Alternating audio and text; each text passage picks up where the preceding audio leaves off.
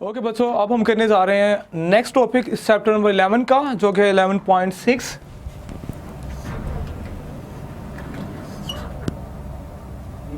Okay 11.6 जो topic है हमारा reversible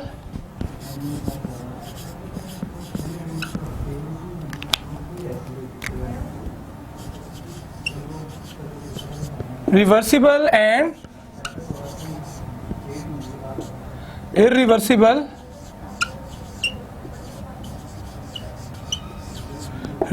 and irreversible processes।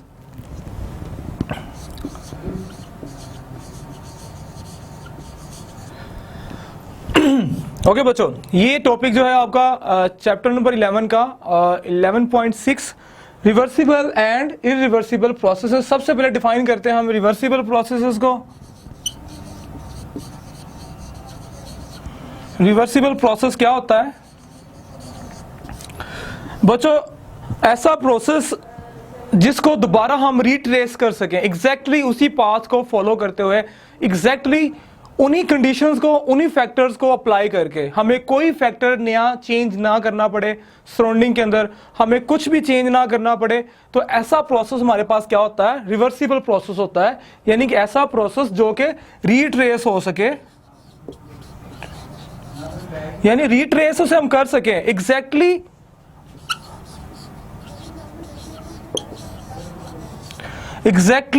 Following the same factor, यानी कि उन्हीं फैक्टर्स को जो है फॉलो करके, फॉलोइंग सेम फैक्टर्स,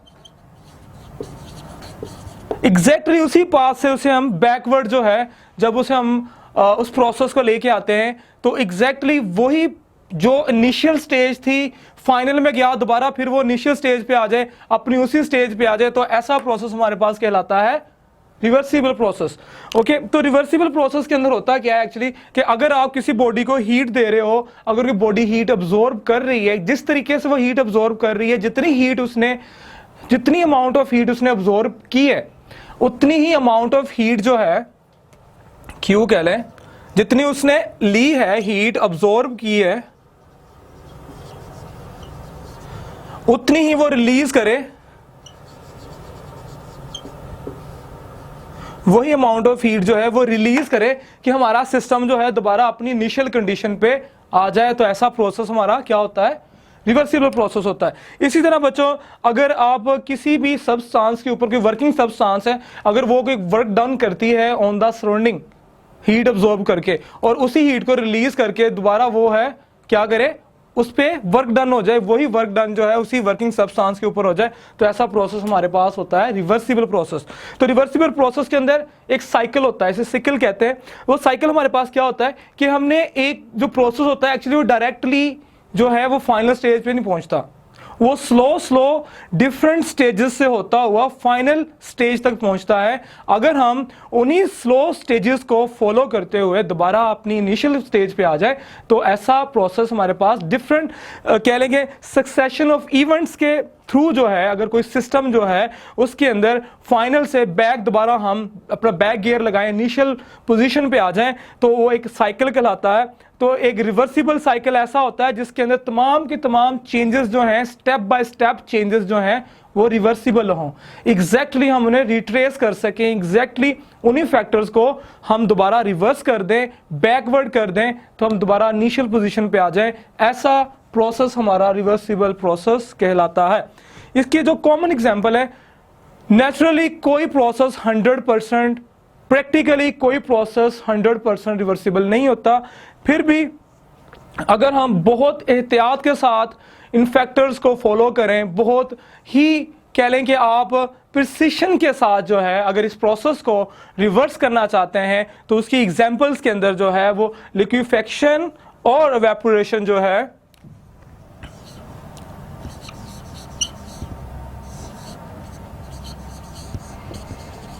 लिक्विफेक्शन और evaporation,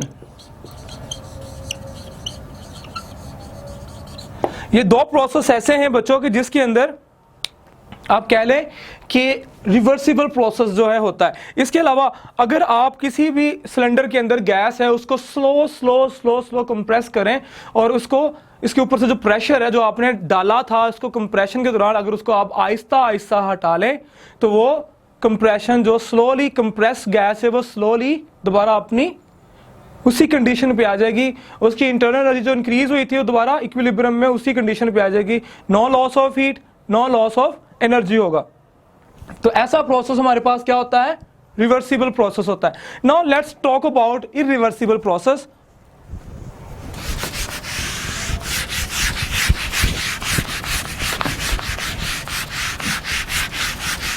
Okay dear students, now we are going to discuss what is irreversible process.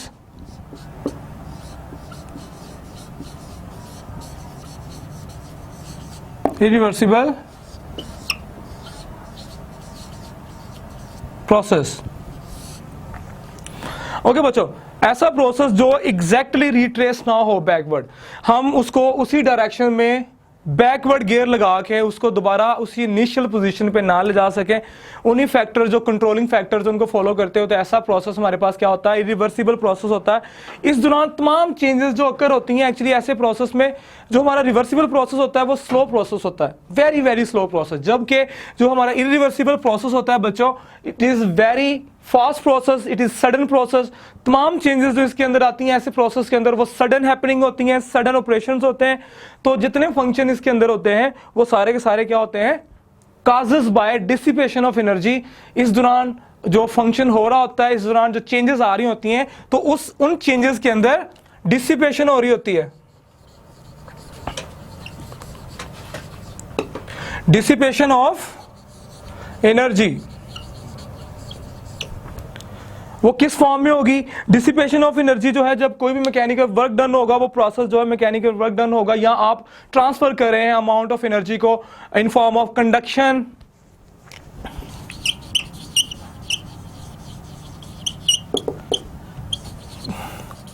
Convection और रेडिएशन।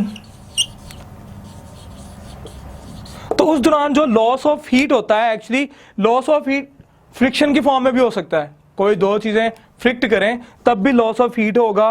तो आप कह रहे हैं this is the example of the irreversible process. So irreversible process की सबसे common example अगर आपको दूं वो है एक्सप्लोजन।